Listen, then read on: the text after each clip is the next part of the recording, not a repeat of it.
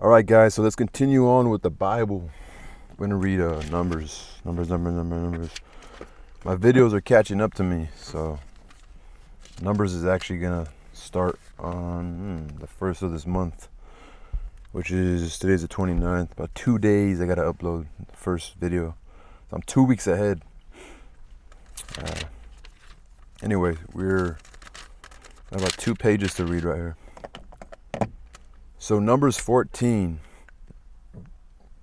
Remember, Numbers 13, the Anunnaki, the land of Canaan, the spies from Israel who went to go check out the land. They have pomegranates and fig, beautiful land, very, very thriving land, beautiful land, flowing of milk and honey, confirm what God promised was right. But that the people saw the people living there, and they were huge. They were giants called the Anunnaki, the Anak. So Numbers 14. And all the congregation lifted up their voice and cried, and the people wept that night. And all the children of Israel murmured against Moses and against Aaron. And the whole congregation said unto them, Would God that we had died in the land of Egypt, or would God we had died in this wilderness? And wherefore hath the Lord brought us into this land to fall by the sword, that our wives and our children should be a prey? Were it not better for us to return into Egypt? And they said one to another, Let us make a captain, and let us return in Egypt. No way. Let us make a captain. Like, let's revolt, pretty much. Then Moses and Aaron fell on their faces before all the assembly of the congregation of the children of Israel. So they're probably about to commit some violence to them, you know. They pretty much surrendered. And Joshua the son of Nun, and Caleb the son of Jephunneh, which were of them that searched the land, rent their clothes. So here we got Joshua and Jephunneh. Oh no, Joshua and Caleb. There's a book of Joshua. I never heard of a book of Caleb. But and Joshua and Caleb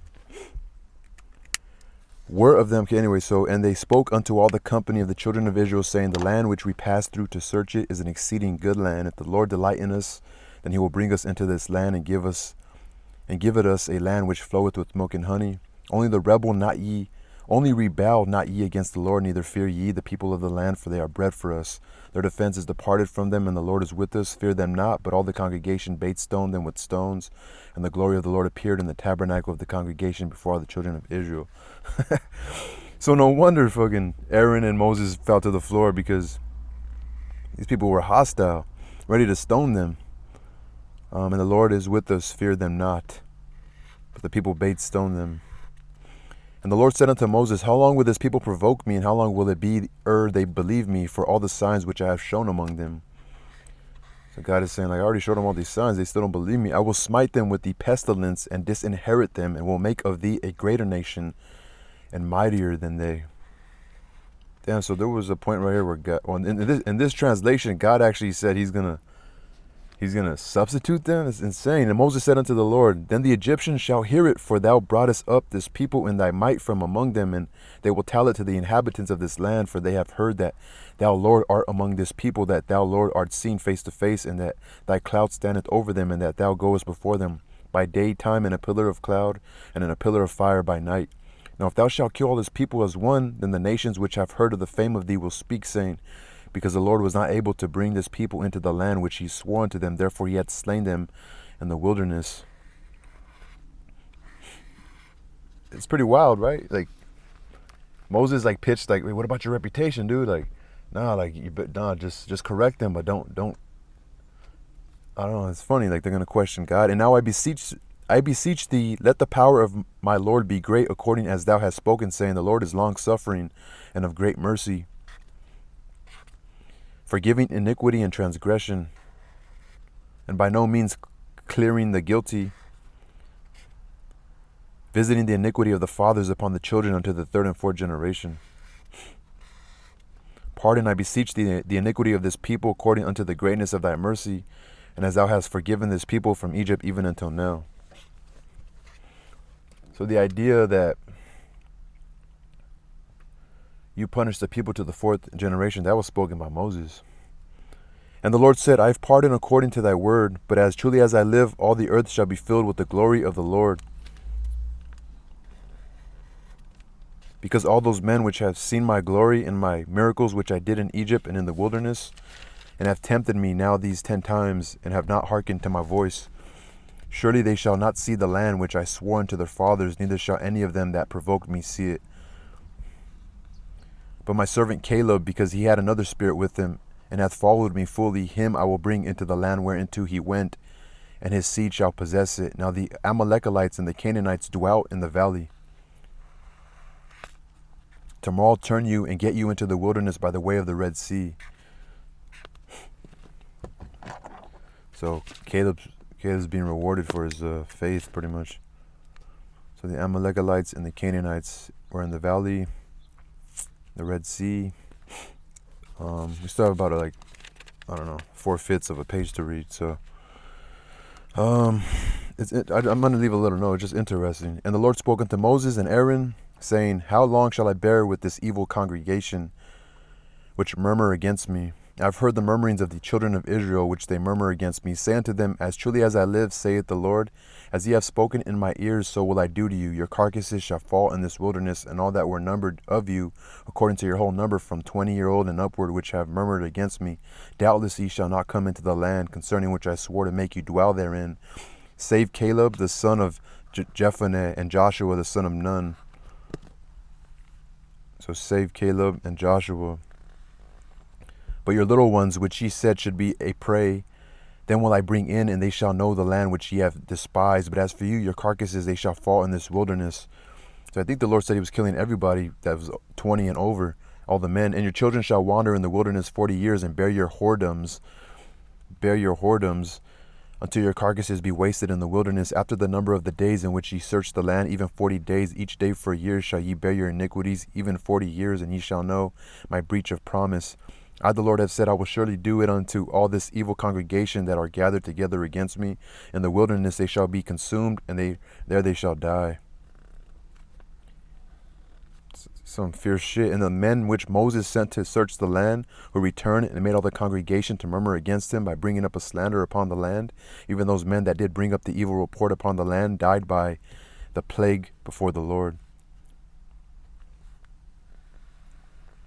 So it's showing that there was a plague, I guess, some sort of plague. But Joshua the son of Nun and Caleb the son of Jephunneh, which were of the men that went to search the land, lived still. And Moses told these sayings unto all the children of Israel. And the people mourned greatly. Caleb the son of Jephunneh. And they rose up early in the morning and got them up into the top of the mountain, saying, Lo, we be here, and will go up unto the place which the Lord hath promised. For we have sinned. And Moses said, Wherefore now do you transgress the commandment of the Lord? But it shall not prosper. Go not up, for the Lord is not among you, that ye be not smitten before your enemies. For the Amalekites and the Canaanites are there before you. The Amalekites and the Canaanites are there before you, and ye shall fall by the sword. Because ye are turned away from the Lord, therefore the Lord will not be with you. Therefore the Lord will not be with you. But they presumed to go up unto the hilltop, nevertheless, the ark of the covenant of the Lord, and Moses departed not out of the camp. Then the Amalekites came down, and the Canaanites which dwelt on that hill, and smote them, and discomfited them, even unto Hormah. So the Amalekites. So pretty much God said, I lift my hand up. You're not under my power anymore for pretty much doubting the land that I promised you. Literally, like, he's like, I'm going by the story, guys. You know, I don't want to start doubting and stuff. But God said, the God of the Bible said, like, you know, I give you this land, but it's kind of, I don't know how, it's like, it's, I don't know, I'm not trying to doubt, but if I keep thinking about it, it's like, shouldn't have God known that they would be afraid of the giants? It was like a kind of a screwed up test, you know, a fierce God. And there they shall die. In the wilderness they shall be consumed, and there they shall die. Even those men that bring up the evil report in the land by the plague, before the Lord they died, except Joshua and Caleb. But I find it interesting that Moses brings up, if you get rid of all these people, then they're gonna say, like, which has kind of the same logic and reasoning that I'm trying to bring up with the idea that God would kind of set them up for failure in a sense, you know? And so even Moses is like, no, God, like they're gonna doubt your power if you can even control your own people, you know? It sounds like human error, you know? The fallibleness of humans. Moses' interesting idea to God. Egyptians will say God couldn't control his people, control his own. I find that to be interesting, because it's a good point. It's a good point. Honestly, like it like brings up reputation, you know, which is very interesting. It's just an interesting thing. Anyway, y'all, peace.